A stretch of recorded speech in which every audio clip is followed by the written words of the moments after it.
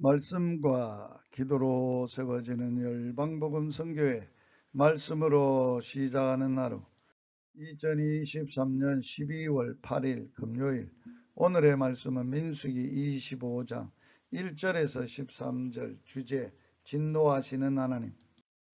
본문을 읽어볼 때 놀라울 만큼 쉽게 타락하는 이스라엘의 모습을 볼 수 있습니다. 그만큼 인간의 본성은 연약합니다. 조금만 방심하면 사단의 유혹에 넘어가 범죄하게 됩니다. 이스라엘은 발람이 발락에게 가르쳐준 꾀에 넘어가 우상 숭배 및 음란 죄를 짓고 하나님의 징계를 받게 되었습니다. 하나님은 하나님의 백성의 범죄에 대하여 징계하십니다. 하나님의 진노는 하나님의 공의와 사랑을 나타내는 것입니다. 첫째, 범죄한 이스라엘. 이스라엘은 요단강 건너 시팀에 머물게 되었습니다. 그 당시 우상에게 여자를 바치고 음행하는 것은 하나의 종교 행사였다고 합니다. 이스라엘은 곧 이방 풍습의 영향을 받아 하나님의 계명을 어기고 범죄하는 자들이 생겨나기 시작했습니다. 발람을 통한 공격에서 실패한 사단은 다른 방법으로 이스라엘을 유혹한 것입니다. 본문에서 보는 바와 같이 우상 숭배와 음란은 동시에 일어나며 이방인과의 결혼은 곧 악영향을 끼치게 됨을 알 수 있습니다. 음란하고 폐역한 이 시대에 사는 우리들도 불순종의 자식들의 악영향을 받지 않도록 중심을 지켜야 하겠습니다. 이방인과 결혼을 합리화시키면 안 됩니다. 사단은 늘 우리의 약점을 찾고 방심을 노리고 있습니다. 깨어 기도하고 하나님의 말씀으로 무장해야 악한 세대를 이길 수 있습니다. 둘째, 진노하시는 하나님.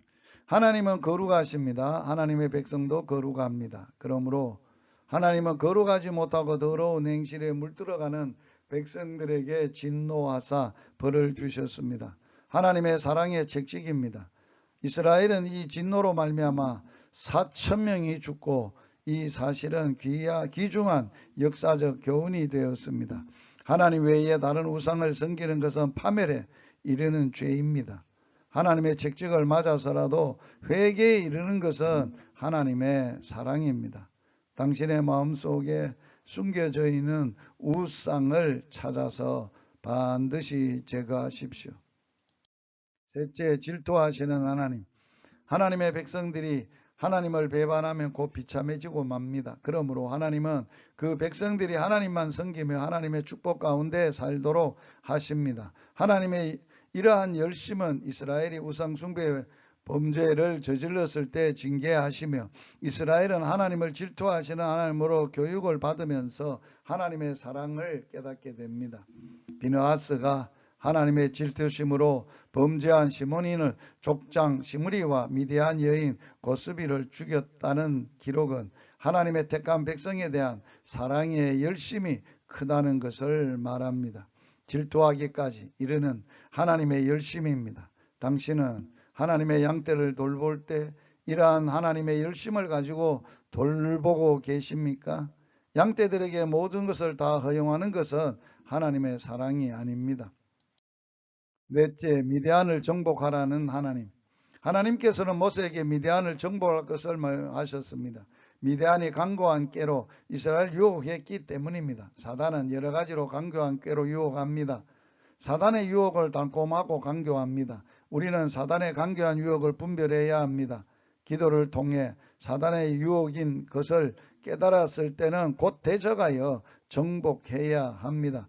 사단의 유혹을 정복하지 않고 머뭇거릴 때 사단은 우리의 심령을 좀먹고 병들고 힘을 잃게 만들고 맙니다. 말씀으로 기도하기.